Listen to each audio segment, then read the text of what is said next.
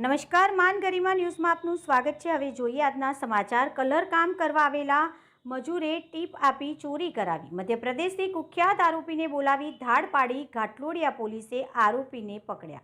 આગામી દિવસોમાં દિવાળીનો તહેવાર આવે છે ત્યારે લોકો પોતાના ઘરમાં કલર અને ફર્નિચરનું કામ કરાવતા હોય છે, ત્યારે ત્યાં કામ કરવા આવનારા મજૂરો ઉપર ખાસ ધ્યાન રાખજો। જ્યારે ઘરમાં મજૂર કામ કરતા હોય ત્યારે કોઈ પણ કિંમતી અને જરૂરી ચીજવસ્તુઓ ક્યાંય મૂકી છે અને ક્યાં રાખવામાં આવી છે તે અંગે કોઈ વાતચીત કરવી નહીં, કારણ કે શહેરના ઘાટલોડિયા વિસ્તારમાં કલર અને ફર્નિચરનું કામ કરવા આવનાર મજૂરે ઘરમાં દાગીના અને રોકડા અંગેની ટીપ આપીને મધ્યપ્રદેશથી ગેંગના માણસોને બોલાવી ચોરી કરાવી હોવાનું સામે આવ્યું છે। ઘાટલોડિયા પોલીસે દેશી તમંચાના હથિયાર સાથે મૂળ મધ્યપ્રદેશના કુલ 5 આરોપીઓની ધરપકડ કરી છે। તમામ આરોપીઓ કલર કામ કરવાની કામગીરી સાથે જોડાયેલા છે।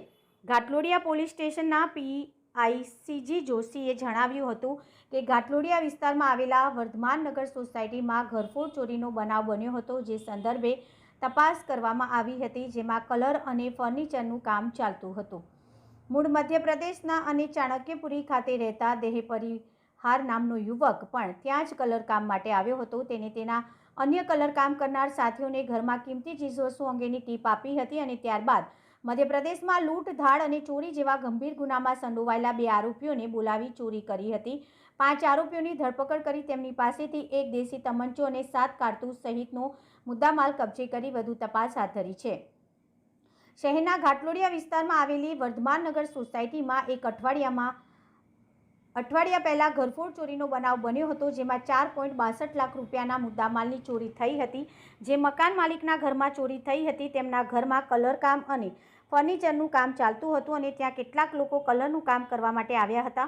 ઘાટલોડિયા પોલીસ દ્વારા આ મામલે ગુનો નોંધી અને તપાસ કરવાની શરૂઆત કરવામાં આવી। પોલીસને જાણકારી મળી હતી કે ઘરમાં કલર અને ફર્નિચરનું કામ કરવામાં આવ્યું હતું અને ત્યાં કેટલાક લોકો કામ કરવા આવ્યા હતા, જેથી પોલીસે આ તમામ લોકોની પણ તપાસ કરી અને કલરનું કામ કરવા આવેલા લોકોમાંથી મધ્યપ્રદેશના રહેવાસી અને ચાણક્યપુરીમાં રહેતા દેવ પરિહાર નામના યુવકે ટીપ આપી હતી કે ઘરમાં કિંમતી દાગીના અને રોકડ રકમ મૂકેલી છે, જેથી મધ્યપ્રદેશના બિજોલી ખાતેથી જીતેન્દ્રસિંહ કુશવાહ અને માધવસિંહ પરિહાર નામના 2 કુખ્યાત આરોપીઓને અમદાવાદમાં ચોરી કરવા બોલાવ્યા હતા।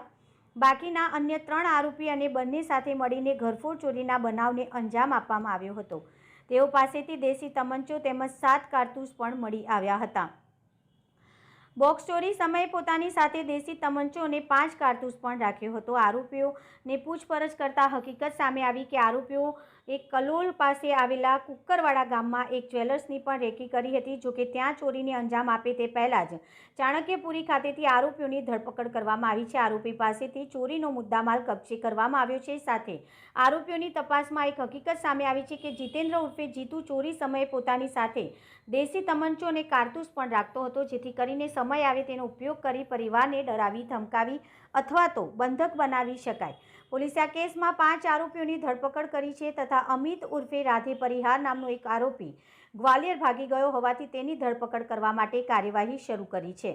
ચોરીના ગુનામાં ઝડપાયેલા 5 આરોપીઓની પૂછપરછ કરતા સામે આવ્યું છે કે આરોપી દેવ ચોરીના 1 દિવસ અગાઉ ઘાટલોડિયાના વર્ધમાનનગરમાં મકાનની રેકી પણ કરી આવ્યો હતો, જે બાદ ચોરીને અંજામ આપવામાં આવ્યો હતો। પોલીસે આરોપીઓના ગુનાહિત ઇતિહાસ તપાસ કરતા જીતેન્દ્ર ઉર્ફે જીતુ વિરુદ્ધ 12 ગુના તથા માધવસિંહ ઉર્ફે માધવ વિરુદ્ધ 8 ગુના અને દેવ પરિહાર વિરુદ્ધ પણ 1 ગુનો નોંધાયો હોવાનું સામે આવ્યું છે। ઘાટલોડિયા પોલીસ સ્ટેશનના વર્ધમાનનગર સોસાયટીમાં એક ઘરફોડ ચોરીનો બનાવ બનેલ, જે 13/9/2025ના ઘાટલોડિયા પોલીસ સ્ટેશન ખાતે 230/25થી ગુનો દાખલ થયેલ છે। આ ગુનાને ડિટેક્ટ કરવા માટે સર્વેલન્સના PSI KD પટેલ તેમજ તેમની ટીમના કેસરીસિંહ, વિષ્ણુભાઈ, રવિભાઈ, ભાવેશભાઈ સહિતની પોલીસની ટીમ અલગ અલગ CCTV ફૂટેજ, ટેકનિકલ એનાલિસિસ અને હ્યુમન સોર્સથી ડિટેક્ટ કરવા માટે મહેનત કરી રહી હતી।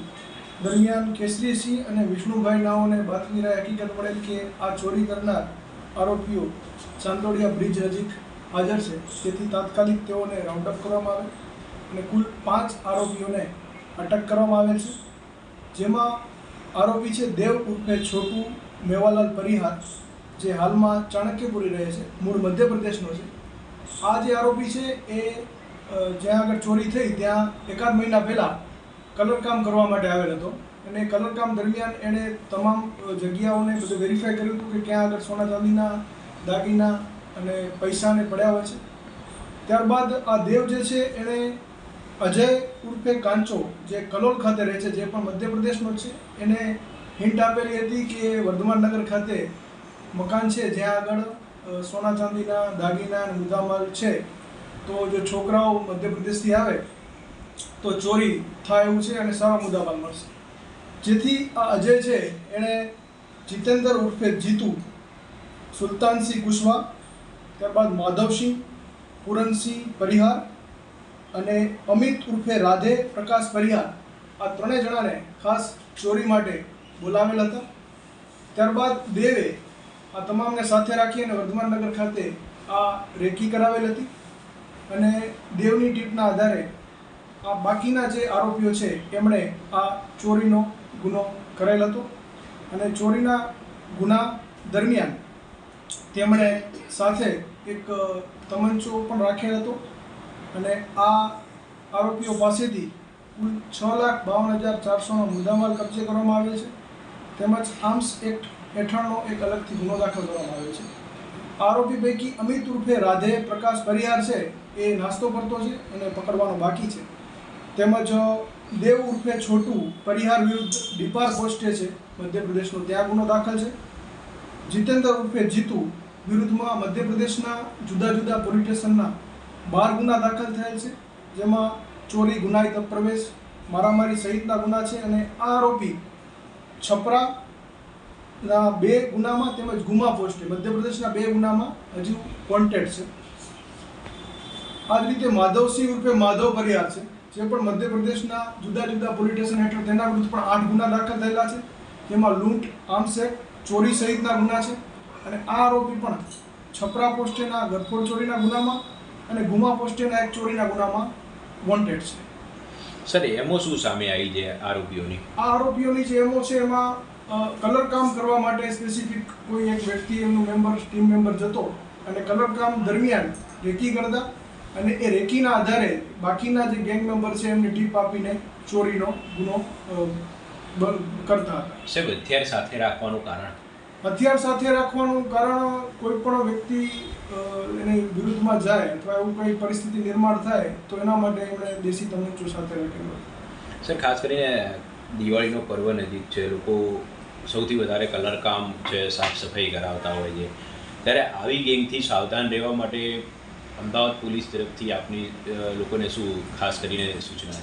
ખાસ કરીને રિનોવેશનનું કામ છે અથવા કલર કામ જે આપણે કરાવતા હોય છે એ દરમિયાન કલર કામ માટેને જે કાંઈ આવે છે તો તેઓનો આધાર કાર્ડ અથવા કોઈ પણ આઈડી પ્રૂફની વિગત સાથે હોય અને શક્ય હોય ત્યાં સુધી પોલીસ સ્ટેશન ખાતે પણ જો આપવામાં આવે તો આ પ્રકારના જે બનાવ બનતા અટકાવી શકાય છે.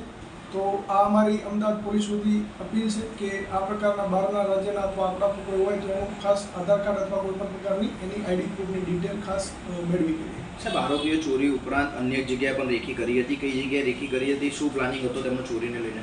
આ સિવાય જ્યારે અમને માહિતી હમણાં પ્રાથમિક મળેલી છે કે કુકરવાડા ખાતે એક જ્વેલર્સ છે, ત્યાં આગળ પણ એમણે રેકી કરેલી હતી અને ત્યાં આગળ પણ ચોરીને ગુનો